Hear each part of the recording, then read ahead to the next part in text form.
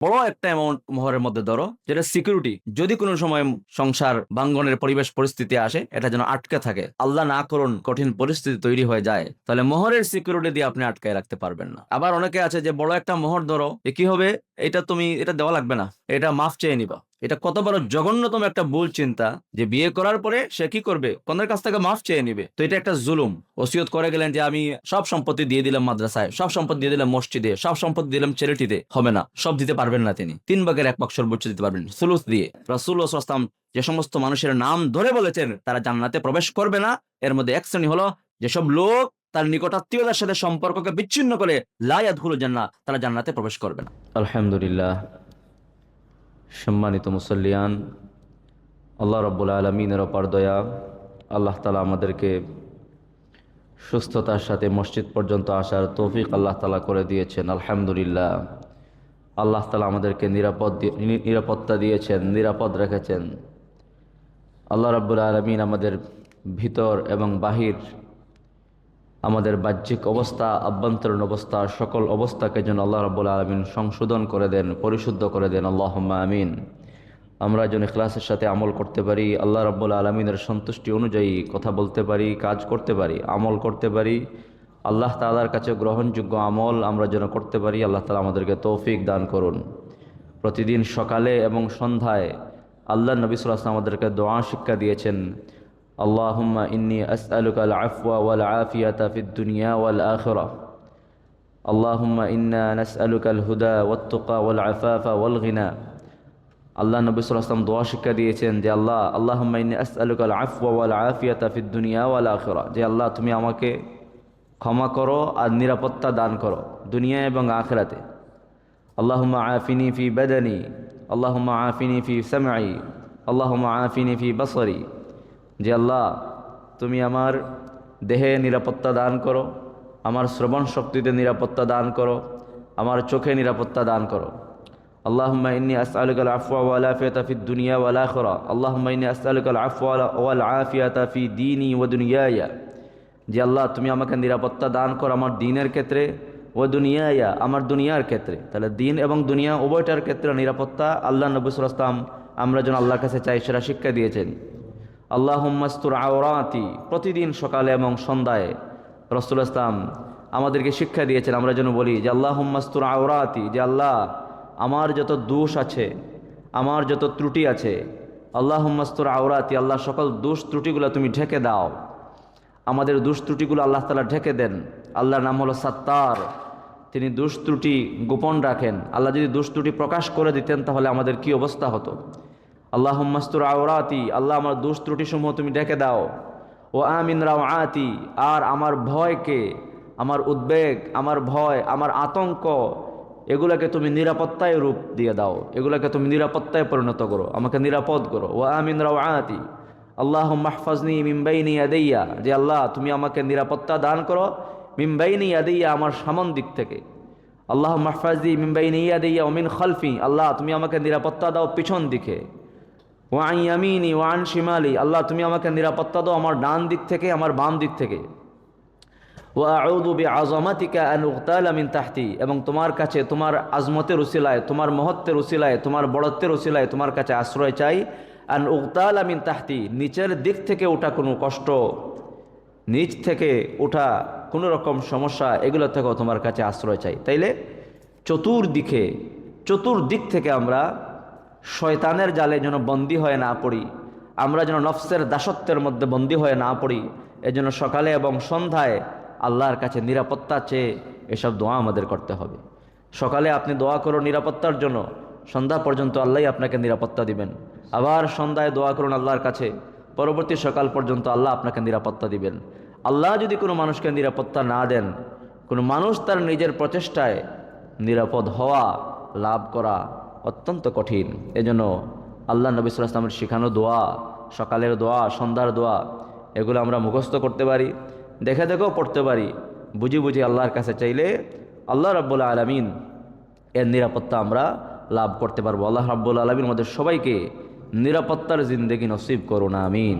সম্মানিত মুসল্লিয়ান, আমরা গত শুক্রবারে বলেছিলাম যে পৃথিবীতে মানুষের বংশধারা মানুষের বংশধারা বিস্তৃত করার জন্য আল্লাহ রাব্বুল আলামিনের পক্ষ থেকে বৈধ একটা পদ্ধতি, সেটা হলো বিবাহ।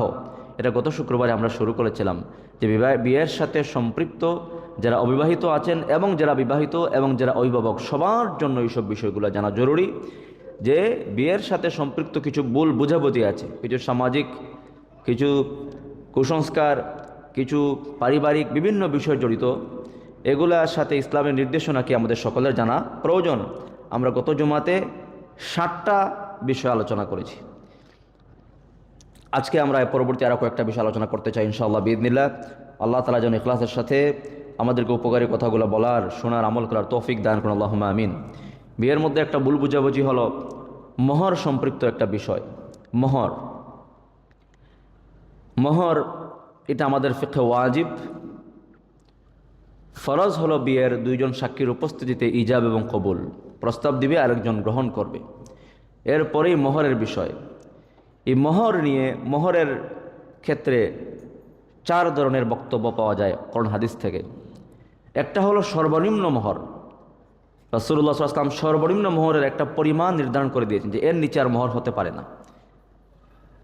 আবার এটা একটা মোহর, সেটা হলো 10 দিরহাম।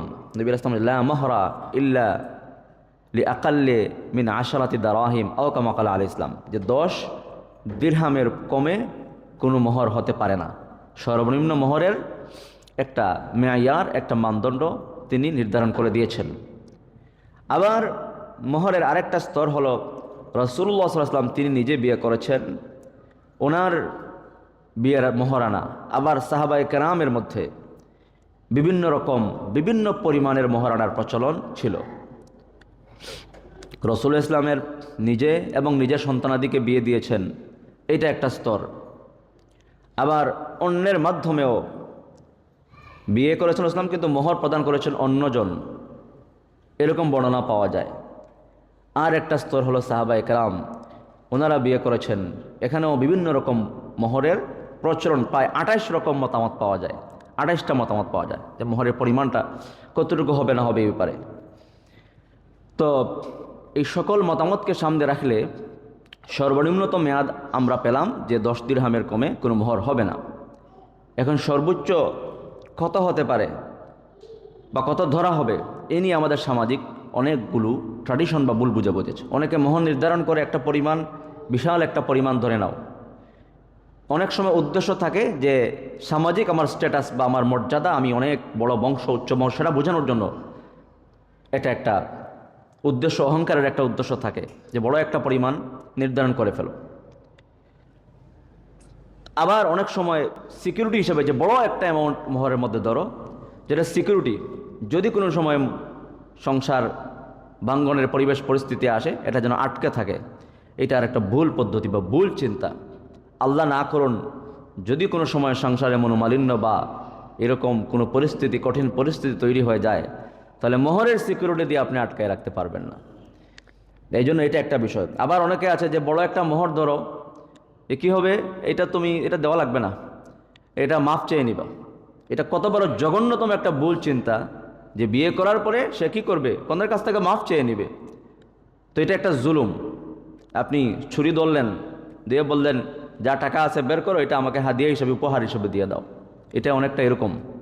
তাইলে মানুষদেরকে ইমোশন, আবেগের মুখোমুখি করে আপনি জোরপূর্বক মাফ চেয়ে নেয়া, এটা ইসলামের মৌলিক যে ধারণা বা ইসলামের যে আদর্শ, এটার সাথে যায় না। এমনকি ফুকাহায়ে কেরাম বলেন, কোনো মানুষ যখন মারা যায়, মারা যাওয়ার পরে মৃত ব্যক্তির পরিত্যাজ্য যে সম্পত্তি আছে, এটা 4 ভাগে ভাগ করা হয়। প্রথমত, মৃত ব্যক্তির পরিত্যাজ্য সম্পত্তি দিয়ে তার কাফন দাফনের ব্যবস্থা করা হবে। এটা যদি অন্য কেউ করে ফেলে তাহলে তো সম্পত্তি থেকে গেল, কিন্তু কাফন দাফনের ব্যবস্থা করার পরেই 2 নম্বরে সেই সম্পত্তি দিয়ে দেখতে হবে তার কোনো ঋণ আছে কি না। যদি ঋণ থাকে, তার সমুদয় সম্পত্তি দিয়ে ঋণ পূরণ করতে হবে, ঋণ পরিশোধ করতে হবে। নবী আলাইহিস সালাম জানাজা পড়ার ক্ষেত্রে ঋণ আছে কিনা সেটা জিজ্ঞেস করেছেন। আমরা জিজ্ঞেস করি তো অনেক সময় যে লোকটা ভালো কিনা, এটা জিজ্ঞেস করা হয়। লোকটা ভালো কিনা জিজ্ঞেস করা যত জরুরি, তার চেয়ে জরুরি হলো তার ঋণ আছে কিনা।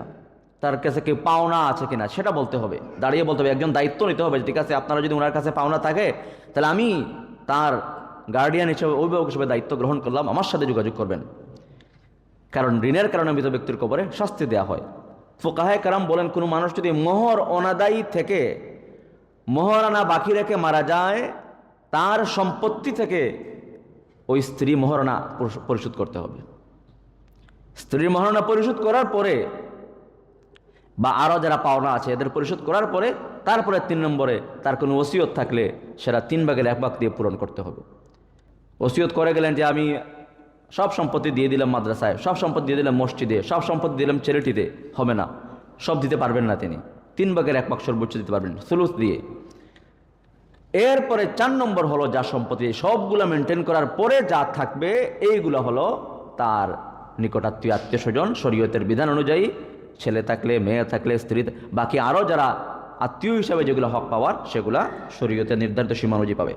যারা বলছিলাম সেটা হলো 3 নম্বরে ঋণের ক্ষেত্রে ফুকাহায়ে কেরাম বলেছেন যে স্ত্রী ঋণ যদি মোহর অনাদায়ী থেকে এই ব্যক্তি মারা যায় তাহলে তিনি ঋণগ্রস্ত হিসাবে ওই মৃত ব্যক্তি গণ্য হবেন এবং তার সম্পত্তি থেকে ঋণ মোহরানা এটা পরিশোধ করতে হবে। তাহলে কত গুরুত্বপূর্ণ বিষয়। এই জন্য মোহরের সর্বোচ্চ মোহর ধরা, এতে মানুষ বিয়েতে নিরুৎসাহিত হয়। আবার সর্বনিম্ন মোহরও এমন কম মোহর ধরা যাবে না, ছেলের সামর্থ্য আছে কিন্তু দেখা গেল আর একটা ভুল প্রচলন যে শরীয়তে বলছে কম মোহর ধরার জন্য, এটাও অনেক ভুল চিন্তা। কম মোহর ধরার জন্য কে বলছে আপনাকে? এই ক্ষেত্রে একটা মূলনীতি মনে রাখতে হবে সবাইকে। পুরো মোহরের আলোচনা ফুকাহায়ে কেরামের বক্তব্য সামনে রাখলে 2টা বিষয় স্পষ্ট হয়। এই 2টা বিষয় মূলনীতি মাথায় রাখলে আপনারা নিজেরাই, যারা মুরব্বিয়ান কেরাম, গার্ডিয়ান আছেন, বিয়েতে আলোচনায় বসলে এগুলো সমস্যার সমাধান করা সম্ভব। শরীয়ত 2টা মূলনীতি নির্ধারণ করেছে মোহরের, বাস এই 2টা মূলনীতি মনে রাখবেন। একটা হলো এই মোহর, এটা কোনো বিনিময় নয় যে এর মাধ্যমে একটা মানুষকে কিনে ফেলা হলো, এমন নয়। এটা মাথা থেকে ঝেড়ে ফেলেন, এটা কখনো বিনিময় না। আল্লাহ তাআলা বলেছেন ওয়াতুন নিসা সাদাকাতিহিন্না নিহলা। নেহলা কি বলা হয়? নেহলা বলা হয় এমন উপহার যে আতিয়াতুন মিনাল্লাহি লিল মারআ। ইমাম কুরতুবী রহমতুল্লাহ সম্ভবত এটা অর্থ করেছে যে আতিয়াতুন মিনাল্লাহি, যে আল্লাহর পক্ষ থেকে মেয়ের জন্য কোনো বিনিময়হীন একটা উপহার। জেনা ব্যভিচার থেকে বাঁচানোর জন্য উম্মতকে আল্লাহ পাক একটা বৈধ পদ্ধতি দিয়েছেন। সুতরাং এটাকে বলা হয় নেহলা, যে তোমরা খুশি মনে বিনিময়হীনভাবে মেয়েদেরকে যেটা প্রদান করো সেটাই হচ্ছে মোহর। তাহলে মোহরের ক্ষেত্রে মূলনীতি হলো 1 নম্বর, সেটা হলো মেয়ের সম্মান। তাকে উসমানী সাহেব বলেন ইয়ে এক এজাদি হাদিয়া হয়, যে একটা সম্মান সূচক, একটা অনারিয়াম, একটা উপঢৌকন। এটা হলো মোহরের মূলনীতি, যে এমন কম নির্ধারণ করা যাবে না যাতে মেয়ের সম্মান হানি হয়, মেয়ের সম্মানে আঘাত লাগে, এমন অল্প মোহর নির্ধারণ করা যাবে না। এটা একটা মূলনীতি মোহরের। 2 নম্বর মূলনীতি হলো মোহরের ছেলেদের সামর্থ্য। ছেলের সামর্থ্যের বাইরে মোহর নির্ধারণ করা যাবে না। তাহলে এই 2টা পুরা মোহরের আলোচনা খোলাসা হলো এইটা, যে ছেলের সামর্থ্যকে দেখতে হবে, মেয়ের সম্মান দেখতে হবে। এই 2টার সমন্বয়ে আলোচনার মাধ্যমে আপনি মোহর নির্ধারণ করেন। সেদিন দেখলাম এক জায়গায় বিয়ে হয়েছে, যে কি কত মাত্র সামান্য অল্প টাকা মোহর দিয়ে, এবং বলছে এটা শরীয়তি মোহর, যে সুন্নতি মোহর। বলছে কে বলছে তোমাকে এটা সুন্নতি মোহর? তোমার হাতের মোবাইলটা তো এর চেয়ে 20,000 টাকা দামি হবে, যে তুমি এত অল্প মোহর দিয়ে বিয়ে করেছো। এটা সুন্নতি মোহর আবার বলতেছো তুমি, এসে নিজের জানো না শরীয়ত, আবার এটাকে সুন্নত বলতেছো। তাইলে ছেলের সামর্থ্য যেমন দেখতে হবে, আবার মেয়ের সম্মান, উভয়টার সমন্বয়ে মোহর নির্ধারণ করে, সেটাই শরীয়তের আদর্শ বা আকাঙ্ক্ষা। এটা একটা বিষয়। মোহর ভুল বুঝাবুঝি হয় আমাদের সমাজে। 10 দিরহামের সর্বনিম্ন 7,100 টাকা হয়, বা 300 টাকা, 7,500 টাকা সামথিং। কিন্তু 10 দিরহাম সর্বনিম্ন রাখা যাদের সামর্থ্য নাই এদের জন্য। সবাই যদি ভাবে অল্প মোহর কি বলে, তাহলে মেয়ের অনেক সময় সম্মান হারি হয়। মেয়ের মোহরের মিছিলটা গুরুত্বপূর্ণ, মেয়ের পরিবারে অন্যান্য মোহরের প্রচলনটা কীভাবে আছে সেটাও গুরুত্বপূর্ণ শরীয়তে। এই হলো 8 নম্বর বিয়ের ক্ষেত্রে ভুল বুঝাবুঝি মোহর সম্পর্কিত। আরও বিস্তারিত আলোচনা করা যায়, সংক্ষেপে শুধু এইটুকু বললাম। 9 নম্বরে বিয়ের ক্ষেত্রে আরেকটা ভুল বুঝাবুঝি সামাজিক ট্র্যাডিশন রয়েছে, সেটা হলো বিয়েতে যদি কাউকে দাওয়াত দেওয়া না হয়, সে আত্মীয় বয়কটের ঘোষণা দিয়ে দেয় যে আমাকে দাওয়াত দেওয়া হয় নাই, অথবা দাওয়াত দেওয়া হয়েছে ওইভাবে মূল্যায়ন করা হয় নাই, শুধু ফোনে কেন বললো, কার্ড কেন দেওয়া হয় না, অমুকের বাসায় তো কার্ড পৌঁছে গেলো, আমার বাসায় কার্ড আসেনি, তার মানে আমাকে হচ্ছে মূল্যায়ন করেনি। অথবা কার্ড দিয়ে গেলো, মুখ দিয়ে কেন বললো না, তিনি নিজে কেন আসলেন না, তার বাচ্চাকে পাঠিয়ে দিলেন, ফোন দিয়ে তো আমাকে আগের দিন কেন স্মরণ করাই দিলেন না, ইত্যাদি ইত্যাদি নানা রকম অজুহাতে দেখা গেল একটা বিয়ে হয়েছে একটা পরিবারে, এরপরে দেখা গেল আত্মীয়দের মধ্যে মনোমালিন্য তৈরি হয়ে যায় এবং আত্মীয়তার বন্ধন ছিন্ন হয়ে যায়, ছিন্ন করে মানুষ কথাবার্তা বাদ দিয়ে দেয়। দীর্ঘদিন দেখা যায় ওই বিয়ে কেন্দ্রিক সমস্যা তৈরি হয়েছে, এরপরে আত্মীয়তার বন্ধন ছিন্ন। বিয়ে আসছে আত্মীয়তার সম্পর্ক দৃঢ় করার জন্য, কিন্তু এরপরে আত্মীয়তার বন্ধন ছিন্ন হয়ে যায়। রাসূলুল্লাহ সাল্লাল্লাহু আলাইহি ওয়াসাল্লাম যে সমস্ত মানুষের নাম ধরে বলেছেন তারা জান্নাতে প্রবেশ করবে না, এর মধ্যে এক শ্রেণী হলো লা ইয়াদখুলুল জান্নাতা কাতি', যেসব লোক তার নিকটাত্মীয়তার সাথে সম্পর্ককে বিচ্ছিন্ন করে লা ইয়াদখুলুল জান্নাহ, তারা জান্নাতে প্রবেশ করবে না। এজন্য দাওয়াত না দিলে অথবা মূল্য একজনে হয়তো বলে গিয়েছে আপনাকে দাওয়াত দিতে পারেনি, অথবা তার সামর্থ্য কম আপনাকে দাওয়াত দিতে পারে নাই, অথবা একটা বিয়ের পেরেশানি থাকার কারণে ওইভাবে আপনাকে মূল্যায়ন করতে পারে নাই, কিন্তু এজন্য আপনি বয়কট করবেন, আত্মীয়তার সাথে সম্পর্ক বাদ দিয়ে দিবেন, এটা ইসলামের আদর্শের সাথে যায় না। দেখেন সাহাবায়ে কেরামের যুগে এমন নজির উদাহরণ রয়েছে। সহিহুল বুখারীর একটা হাদিস হলো আব্দুর রহমান বিন আউফ রাদিয়াল্লাহু তাআলা আনহু বিয়ে করেছেন, করার পরে যা আনাস ইবনে মালিক বর্ণনা করেন যে আন্না আব্দুর রহমান ইবনে আউফ জা ইলা রাসূল সাল্লাল্লাহু আলাইহি ওয়াসাল্লাম ওয়া বিহি আথারু সুফরাতিন, যে আব্দুর রহমান বিন আউফ বিয়ে করার পরে রাসূলুল্লাহ সাল্লাল্লাহু আলাইহি ওয়াসাল্লামের কাছে আসছেন, আসার পরে দেখা গেল তার শরীরের মধ্যে কিছু একটা রঙের একটা চিহ্ন পাওয়া যায়। তো আল্লাহ নবী সাল্লাল্লাহু বলেন যে মাহিয়াম, যে এটা কি? তখন আব্দুর রহমান বিন আউফ বলেন তাযাওয়াজতু ইমরাআতাম মিনাল আনসার, যে আমি বিয়ে করেছি একজন আনসারী মহিলাকে। ওইটা রঙের চিহ্ন বলতে মেহেদির চিহ্ন নেওয়ার, পুরুষের ক্ষেত্রে মেহেদি পরা জায়েজ নাই, এটা অনেক সময় যদি বিয়ের সময় পরা যায়, এগুলো মহিলাদের সৌন্দর্য।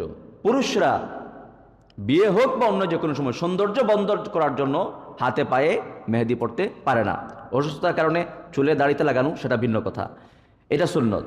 কিন্তু সৌন্দর্য বর্ধন করবে শুধুমাত্র মহিলারা, মেহেদি পরা এটা মহিলাদের সৌন্দর্য। পুরুষরা সৌন্দর্য বর্ধন করার জন্য হাতে পায়ে বিয়ে উপলক্ষে হলো বা ঈদ উপলক্ষে যে কোনো সময় সৌন্দর্যের জন্য মেহেদি পরা জায়েজ নাই। নবী আলাইহিস সালাম বলেছেন সেটা মহিলাদের সৌন্দর্য।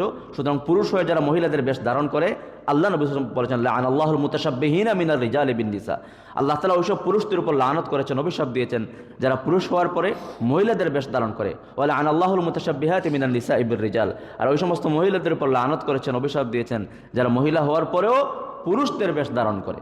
তাহলে পুরুষ পুরুষদের মতো চলবে, আর মহিলা মহিলাদের মতো চলবে, সে পুরুষদের সাদৃশ্য নেবে না, আর পুরুষ মহিলার সাদৃশ্য নেবে না। মেহেদি পরার মাধ্যমে মহিলাদের সাথে সাদৃশ্য হয়ে যায়, এটা পুরুষদের জন্য জায়েজ নাই। তো আব্দুর রহমান বিন আউফ, এটা হয়তো মহিলাদের গায়ের কোনো একটা রং, সেটা ওনার গায়ের মধ্যে লেগেছে যে কোনোভাবে, এটা দেখে নবী আলাইহিস সালাম বলেছেন যে আসারু সুফরাতিন।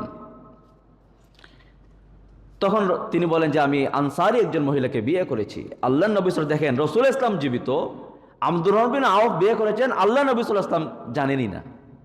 তার মানে কি বুঝা গেল? তাহলে বিয়ের সময় যে সবাইকে জানাইতেই হবে, ইমাম সাহেবকে জানাইতেই হবে, কি বলে অমুক আত্মীয় সবাইকে বলতে হবে। হ্যাঁ, আত্মীয়তে আপনি সাধ্যমতো সবাইকে বলেন আপনার সামর্থ্য লাগে, কিন্তু যদি কেউ না বলে, নবী আলাইহিস সালাম বলছেন আব্দুর রহমান বিন আউফ তুমি বিয়ে করে ফেললে, আমাকে তুমি জানাইলে না, আহা করছো কি এটা? এটা তো তিনি বলতে পারতেন, কিন্তু তিনি তো সেটি করেন নাই।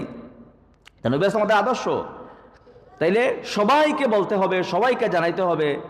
আর কাউকে যদি কোনো ক্রমে বাদ পড়ে যায়, সে রাগ করবে, বয়কট করবে, আত্মীয়তার বন্ধন বাদ দিয়ে দিবে, এমনটা ইসলামের আদর্শের সাথে যায় না। এটা বহু পরিবারে এমন ঘটনা ঘটে যায় যে বিয়ে কেন্দ্রিক দাওয়াত দেওয়াকে কেন্দ্র করে আত্মীয়তার বন্ধন ছিন্ন হয়ে যায়। তাহলে আব্দুর রহমান বিন আউফ বিয়ে করেছেন, আল্লাহ নবী সাল্লাল্লাহু আলাইহি ওয়াসাল্লাম নিজেই জানেন না। তিনি প্রশ্ন করলেন তুমি কি? তিনি বলেন যে আমি যে বিয়ে করেছি ইয়া রাসূলুল্লাহ সাল্লাল্লাহু আলাইহি ওয়াসাল্লাম। তাইলে এত বোঝা যায়। আবার আরো কিছু লোক আছে দাওয়াত দেওয়ার পরে বিনা দাওয়াতে, এটা আগে বলেছে যে বিনা দাওয়াতে যাওয়া যাবে না। আবার আপনাকে যে কোনো বিয়েতে বা যে কোনো অনুষ্ঠানে, যে কোনো বিয়ে ছাড়াও যে কোনো অনুষ্ঠানে দাওয়াত দেওয়া হয় নাই, আপনি উপস্থিত হয়ে গেলেন, এটা হারাম হলো আপনার জন্য খাবার। অনেক লোকেরা বিয়ের সেন্টারগুলোতে ঘুরে বেড়ায়, তার দাওয়াত টাওয়াত নাই, সে খাইতেছে এভাবে, এই যে হারাম খায়, এইটা কি যে উদ্দেশ্য তাদের, আল্লাহ মাফ করুক, নাউযুবিল্লাহ। অথবা একজনকে দাওয়াত দেওয়া হলো, আপনি পুরো বন্ধু মহল নিয়ে হাজির হয়ে গেলেন, দাওয়াত দেওয়া হয়েছে আপনাকে, আপনার বন্ধুদেরকে তো দাওয়াত দেওয়া হয় নাই, আপনি আপনার বন্ধুদেরকে নিয়ে গেলেন, যে নিজে আপনি গুনার কাজ করলেন, তাদেরকেও আপনি হারাম খাওয়ালেন।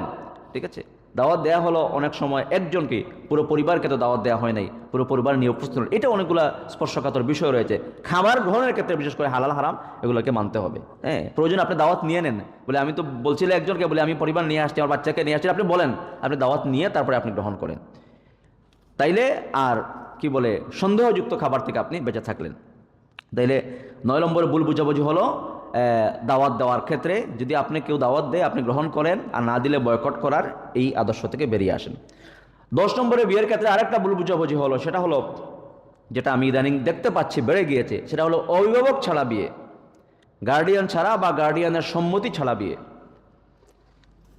বিভিন্ন ফিকহে উলামায়ে কেরাম বলেছেন এরকম বিয়ে হবে না, যেহেতু নবী আলাইহিস সালামের আয়েশা রাদিয়াল্লাহু আনহার বক্তব্য রয়েছে, আইয়ুমা ইমরাআতিন নাকাহাত বিগাইরি ইযনি ওয়ালিহা ফানিকাহুহা বাতিলুন, অভিভাবকের সম্মতি ছাড়া বিয়ে করলে সে বিয়ে হয় না মর্মে নবী আলাইহিস সালাম হাদিস রয়েছে। যদিও এর বিপরীতে সাহাবায়ে কেরামের আমল রয়েছে, কিন্তু আমাদের ফিকহ অনুযায়ী অভিভাবক ছাড়া বিয়ে যদি কেউ করে কোর্ট ম্যারেজ, সেটা জায়েজ হয়ে যায়, কিন্তু ইসলাম এটাকে উৎসাহ দেয় না।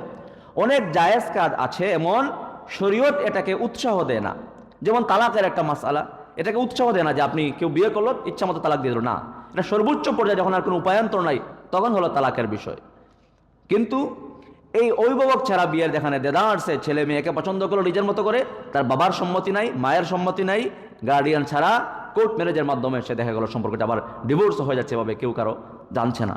তাইলে অভিভাবক ছাড়া বিয়ের ক্ষেত্রে ইসলাম উৎসাহ দেয় না, যদিও জায়েজ রয়েছে যদি করে প্রাপ্তবয়স্ক কোনো পুরুষ মহিলা বিয়ে আদায় হয়ে যাবে, কিন্তু সেভাবে শরীয়ত এটাকে উৎসাহ দেয় না, এটাকে নিরুৎসাহ করতে হবে। অভিভাবকের সম্মতি অত্যন্ত গুরুত্বপূর্ণ। সামাজিক শৃঙ্খলা, পারিবারিক শৃঙ্খলা এবং গুনাহ, জিনা, ব্যভিচার বিভিন্ন বিষয় থেকে সমাজকে রক্ষা করার জন্য অভিভাবক সহ বিয়ে এগুলো অত্যন্ত জরুরি, গুরুত্বপূর্ণ। আরও একটা বিষয় হলো ভুল বুঝাবুঝি, সেটা হলো এগুলো কিছু জাহিলিয়াত আছে আমাদের সমাজে, যে মূর্খতা, যে বিয়ে করে একজন কোনে একজন সেটাকে প্রদর্শন করে রাখা হয়, সেখানে দেদারসে লোকেরা, মাহারাম গায়ের মাহারামের তো কোনো বালাই নাই, সাধারণ লোকেরা আসছে, কেউ ছবি উঠাচ্ছে, দেখছে সবাই। এই যে এগুলো ইসলামের আদর্শের সাথে যায় না, এইসব বিয়েগুলো আমাদের মুসলিম বিয়ের এগুলার অন্তর্ভুক্ত নয়। অনেক মানুষ একজন মানুষকে দেখলো, পুরুষ হোক মহিলা হোক, এটা বদনজরের তো একটা ব্যাপার আছে। এই জন্য মহিলারা সবচেয়ে বেশি অসুস্থ হয় কেন? এমনিতে তাদের পুরুষ থেকে দুর্বল চিত্তে আল্লাহ তাআলা তাদেরকে তৈরি করেছেন।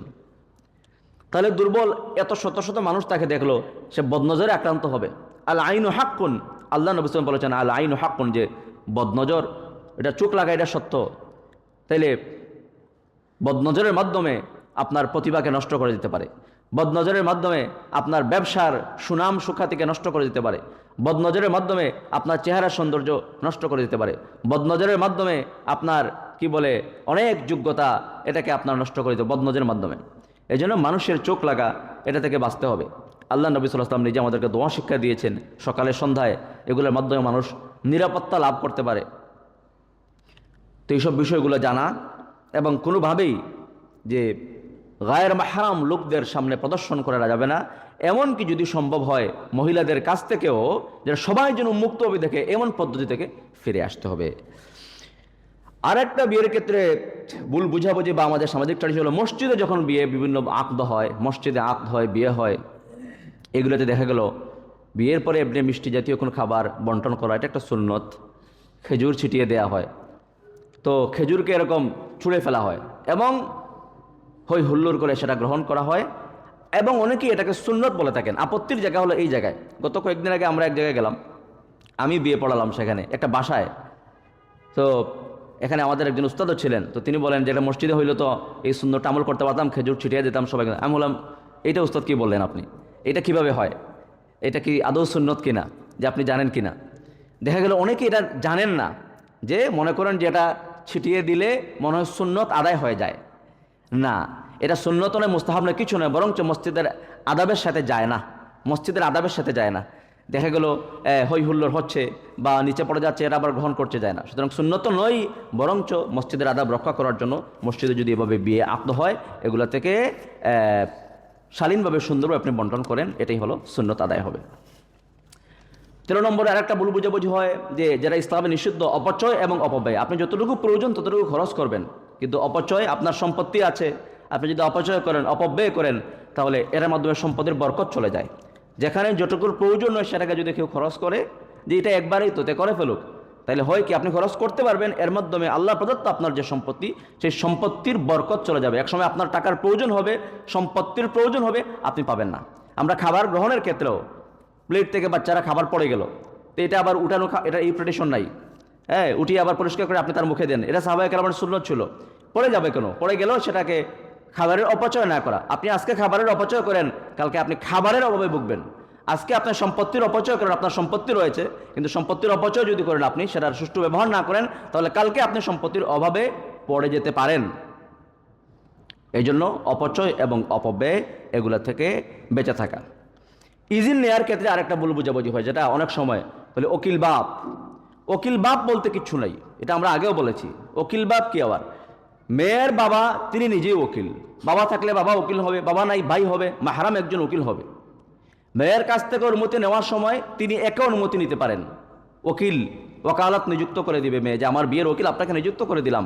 এক্ষেত্রে সাক্ষী থাকা জরুরি নয়। অনেকে বুঝে না যে এই সময় কাজী সাহেব থাকবে সামনে, সাক্ষী আরও 4 জন থাকবে সামনে, এরা আবার গায়ের মাহরাম, সবার সামনে মেয়েরকে বলা হয়, এটার কোনো প্রয়োজন নাই। সাক্ষী থাকবে বিয়ের মজলিসে, আপনার মজলিসে হবে সাক্ষী। মেয়ের কাছ থেকে ঈদিন নেওয়ার সময়, অনুমতি নেওয়ার সময়, ওকালত দেওয়ার সময় শুধুমাত্র ওকিল আর মেয়ে, এটাই যথেষ্ট।